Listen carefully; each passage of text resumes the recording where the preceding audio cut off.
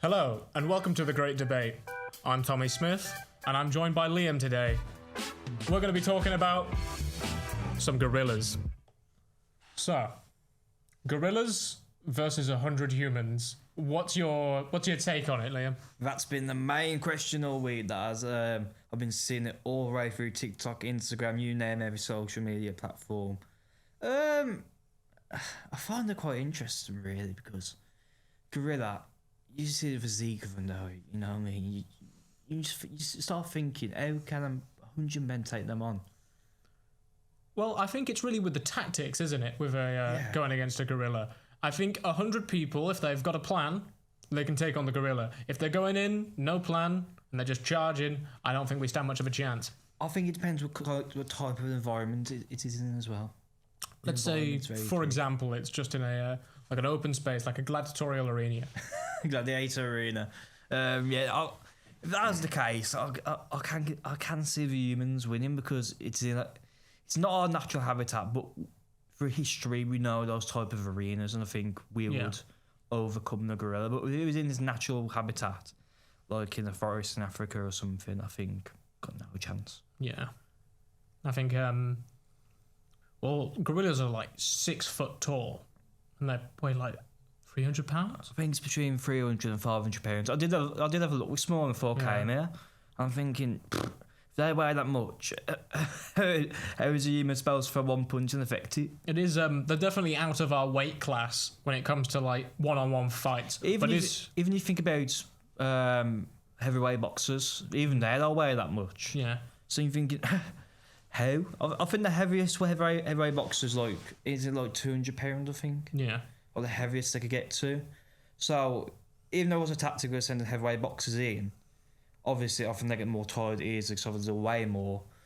But for example, if you sent in MMA fighters, so obviously using the gorilla's weight against itself, maybe they could do it. Yeah. So it's obviously there's examples like Paddy the Baddie, the Scouser. Obviously he's got saying that Scousers all get knocked out, so he'd probably get refused to get knocked out by a gorilla. But yeah. I just don't know. I think that's like one-on-one. Yeah. We've got 100 people. And I think that really changes the dynamics of what we expect from the fight. Yeah, like we did something before we came on here this morning where we was in like a little environment.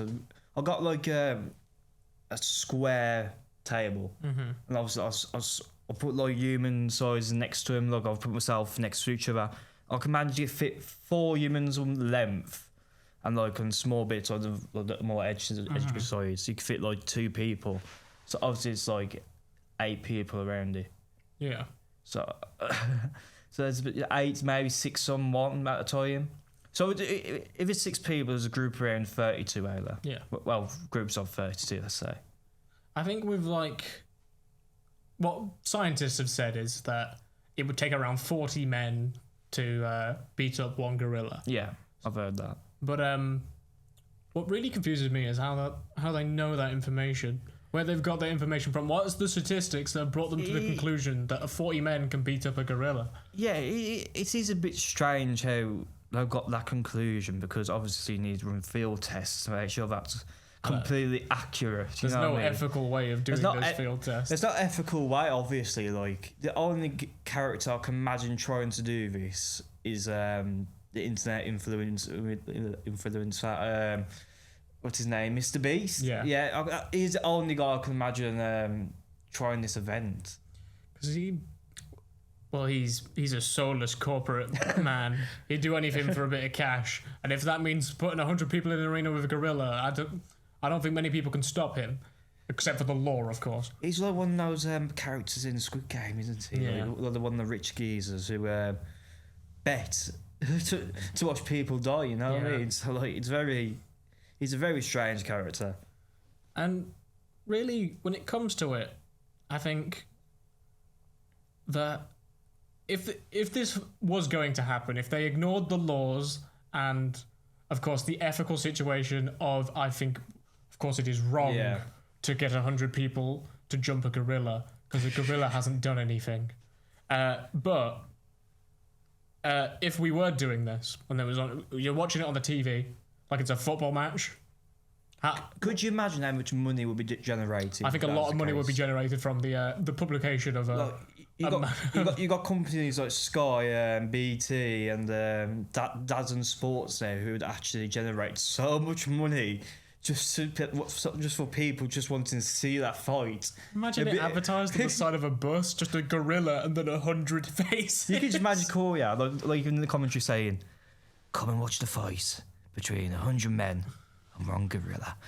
You could just imagine it, couldn't you? Like it's just soft. I think you'd have to get a pretty good commentator to really. I think most of the fight would just be people going, "Oh, that guy's just been ripped in half by a gorilla." Obviously, you need to get like pundits who know boxing and maybe MMA, kickboxing and stuff like that. Obviously, then commentators need to work it, but. That's if they want to do it. That's the thing, because obviously it's so morally wrong if they would do it. In this hypothetical situation where this event is happening, everyone is totally okay with beating up this gorilla. Of course, this would never happen in real life. There's no way, unless it was in like some country that is just doing it for fun.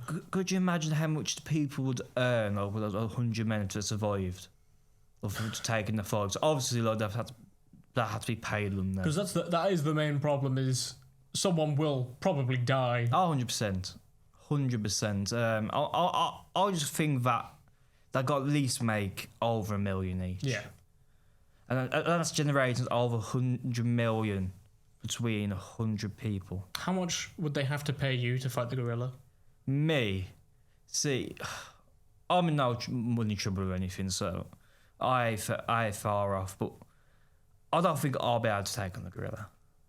I've done karate, that's about it. You've been drafted as one of the 100 to fight the gorilla. What's your tactics? My tactics, well, I'll use my karate, because I'm a black belt in karate. Mm-hmm. I'm a first dan. But first of all, I'll try to tire it out, because obviously the weigh of 300 pounds. I could use some aerobic just to get around the gorilla, tire it out for a bit, and then just try and maybe slug one punch around the chin. It's obviously got a big chin out there, so it's got to affect him like a punch in the chin. Yeah. It's got to affect him. Maybe try and choke him out, but I don't know.